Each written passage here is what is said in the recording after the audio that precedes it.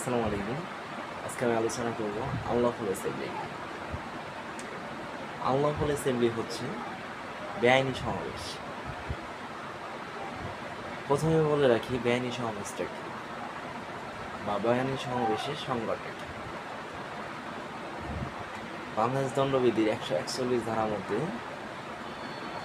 যদি কোনো 5 বা ততোধিক ব্যক্তি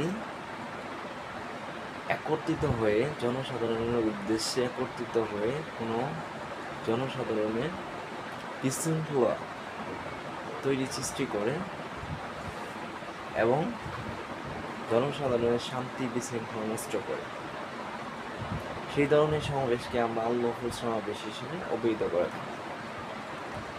তো আনলফুল সমাবেশ কোনো ঘোষণার মাধ্যমে হয়ে থাকে না। আনলফুল অ্যাসেম্বলি ছত্রভঙ্গ করার জন্য ফৌজদারি কার্যবিধি 127 ধারা অনুসারে নির্বাহী ম্যাজিস্ট্রেট সেটাকে নির্দেশ দিতে পারে সেই জনসাধারণ সমাবেশকে বেআইনি আনলফুল অ্যাসেম্বলিকে ছত্রভঙ্গ করার জন্য। তো এই আনলফুল অ্যাসেম্বলির শাস্তি সম্পর্কে বাংলাদেশ দণ্ডবিধির 173 ধারা অনুসারে যদি কোনো ব্যক্তি কোনো আনলফুল অ্যাসেম্বলিতে যুক্ত হয়ে থাকে তাহলে তার শাস্তি হবে 6 মাসের কারাদণ্ড এবং অর্থদণ্ডে দণ্ডিত হবে।